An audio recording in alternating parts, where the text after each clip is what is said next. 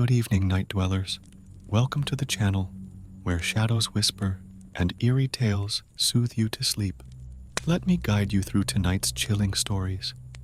Relax, close your eyes, and let the darkness take you. Sweet dreams.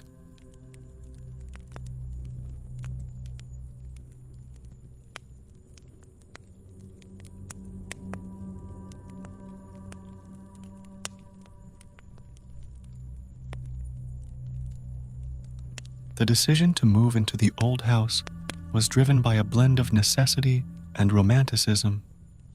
My wife, Emily, and I had been searching for a home in the countryside for months. We wanted a place away from the city's bustle, where we could start our family. When we came across the sprawling Victorian estate on the outskirts of the small town of Eldridge, it seemed perfect. The house was a two-story structure, its facade adorned with intricate woodwork and tall, narrow windows that gave it a somewhat imposing appearance. It had stood empty for several years, a fact that made its price remarkably affordable. The locals whispered about its history, tales of its original owner, a wealthy merchant named Thomas Blackwood, who had mysteriously disappeared in the late 1800s. But these stories only added to the house's charm in our eyes.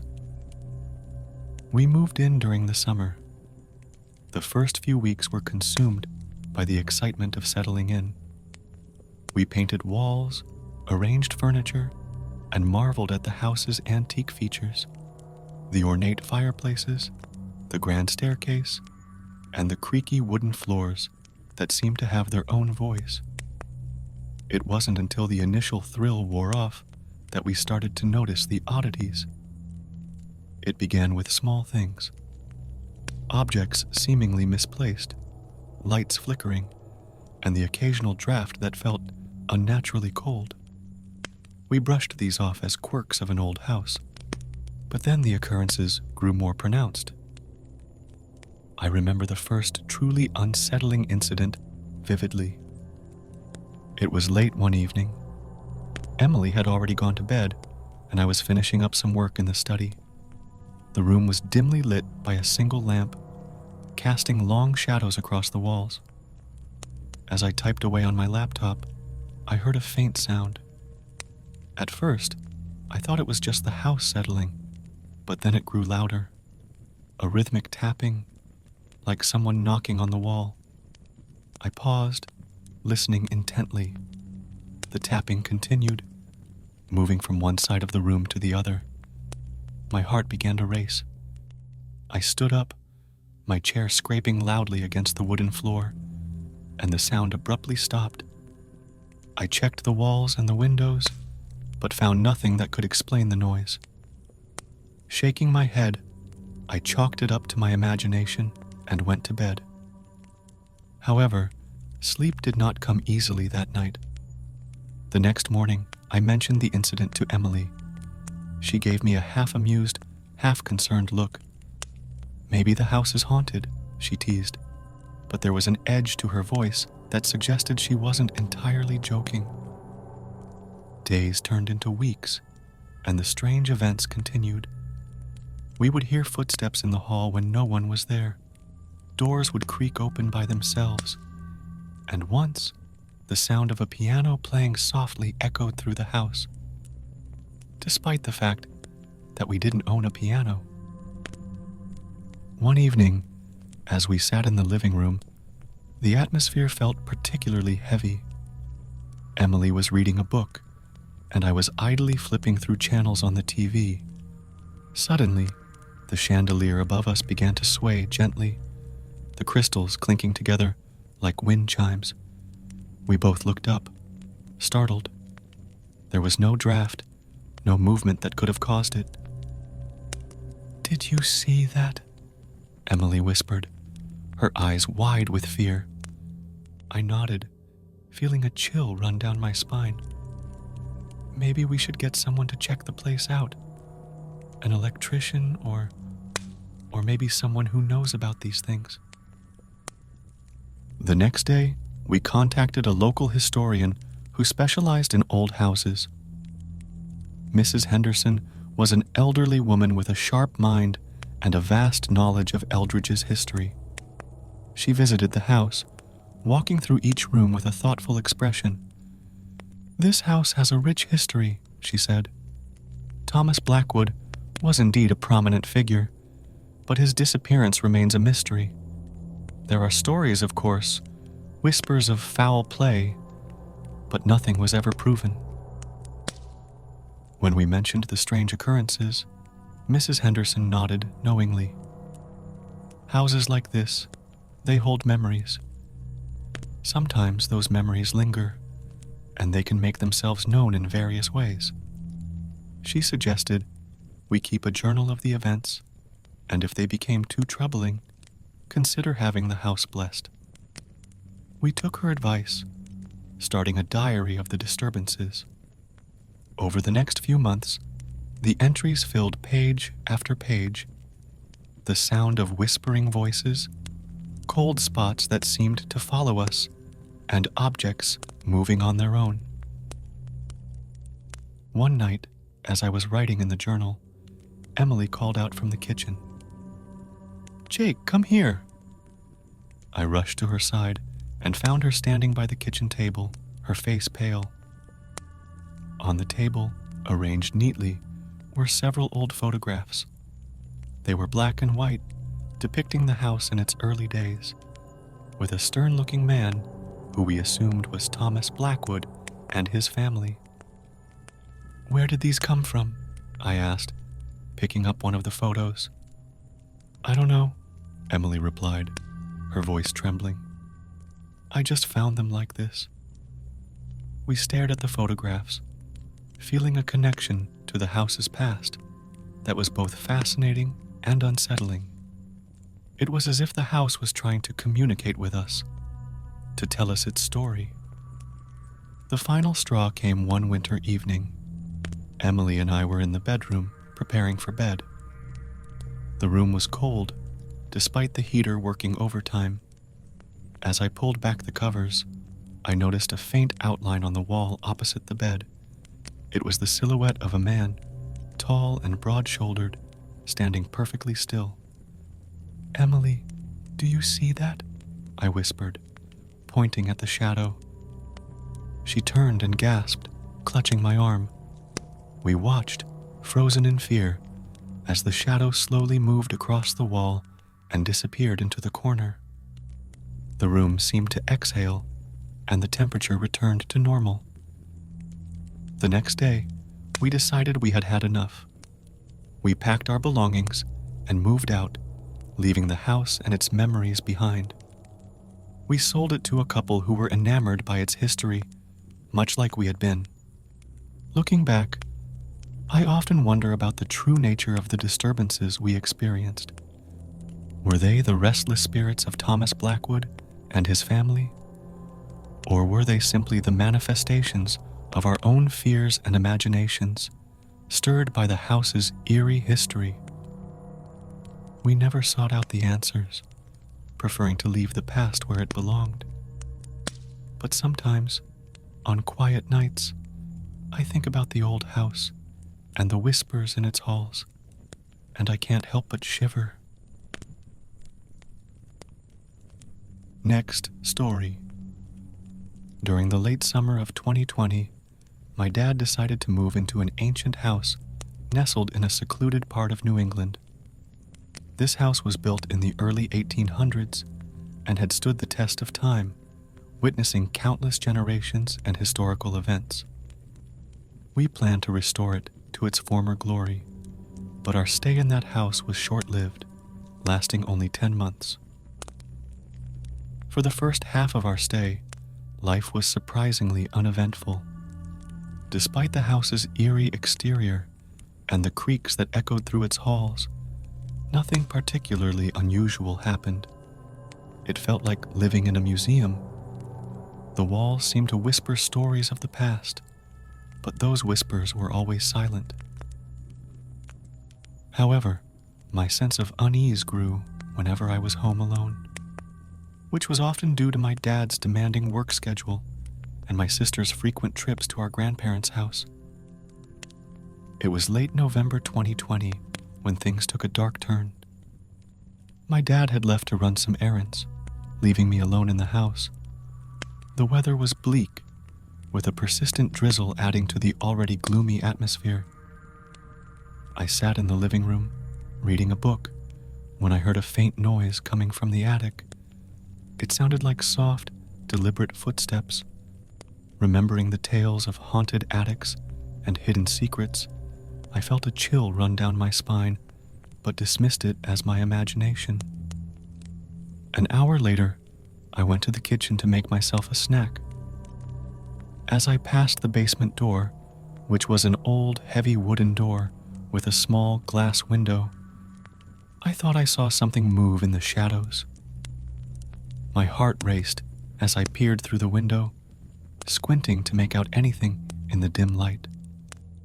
Suddenly, a large cardboard box slid across the floor, seemingly on its own.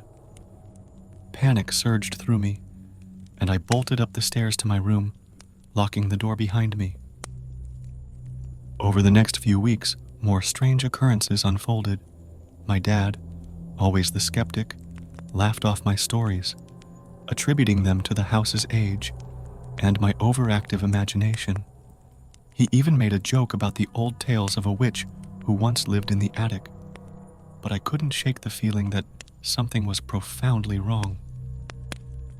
Then came the night that confirmed my worst fears. It was mid-February 2021, a particularly cold and windy night. I was tucked in bed, trying to sleep, when I heard a peculiar scratching sound on the wall. It was subtle at first, but grew louder and more insistent. We had no pets, and the sound seemed to move around the outside of my bedroom, following a deliberate path. My nerves were frayed as I lay there, eyes wide open, heart pounding. Suddenly, I heard my sister's voice calling my name. It was faint, but unmistakable. I sat up, listening intently as her voice seemed to move down the hallway toward the stairs. I called back to her, but there was no response. Reluctantly, I got out of bed and walked to my door, peering down the dark, narrow hallway. The staircase at the end of the hall was partially obscured by a wall, creating a blind corner. As I approached, the air grew colder, and I felt an overwhelming sense of dread. I called out to my sister again, but only silence answered. Suddenly, I heard rapid, heavy footsteps coming from downstairs. I hoped it was my dad returning home, but the speed and intensity of the footsteps were unnerving. Then I saw it, a tall, shadowy figure on all fours, moving with inhuman speed up the stairs. It was a dark, twisted shape, barely discernible in the dim light. Terror paralyzed me for a moment before I slammed my door shut and threw myself under the covers. I could hear the thing outside my door, scratching and thudding against the wood. I squeezed my eyes shut, praying it would go away. Morning came, and the house was eerily quiet. I recounted the night's events to my dad, who looked at me with a mix of concern and disbelief. He decided it was time to leave the house. Within 2 weeks, we had packed up and moved out, leaving the ancient house and its dark secrets behind. A few months after we left, I did some research on the house. I discovered that it had a long, troubled history. The original owner, a reclusive woman accused of witchcraft, had disappeared under mysterious circumstances. Over the years, several families had lived there, but none stayed long. Many reported strange occurrences, but nothing was ever proven. In the spring of 2022, I learned that the old house had burned to the ground. The cause of the fire was never determined, but it felt like a fitting end to a place so steeped in mystery and fear. The house was rebuilt by new owners, unaware of the dark history that lay beneath their new home. Reflecting on my time there, I'm grateful we left when we did. The memories of that shadowy figure and the eerie occurrences still haunt me, but they also remind me of the resilience we found in each other. Our experience in that house was a chapter of fear and uncertainty, but it also brought us closer together as a family. Next story. I had always thought ghost stories were just silly tales to scare kids or entertain those who believe anything, but that changed one summer at my grandparents' old Victorian house. It was the summer of 1995, and I had just turned 17. My parents decided it would be good for me to spend time in the countryside, away from the city's distractions, to prepare for college entrance exams. I agreed, knowing it would be a boring summer. The house was at the edge of a small village, surrounded by dense woods. It had a mysterious vibe with ivy-covered walls, creaking floors, and shadows that seemed to move at night. My grandparents lived there for as long as I could remember, and often talked about the house's history, but never mentioned anything weird. On my first night, I couldn't sleep. The house made strange noises like old houses do, but these sounds felt different, almost like footsteps. I told myself it was just my imagination, and eventually fell asleep. A week into my stay, the whispers started. At first, it was just faint murmurs that I thought were the wind, but they got louder and more distinct over time. I couldn't understand the words, but they always sounded urgent and pleading. One hot and sticky night, the whispers were louder than ever. Frustrated, I grabbed a flashlight and decided to investigate. I crept out of my room, careful not to wake my grandparents. As I went down the stairs, the whispers followed me, getting louder with each step. I felt a chill, even though it was hot. I paused at the bottom of the stairs and listened.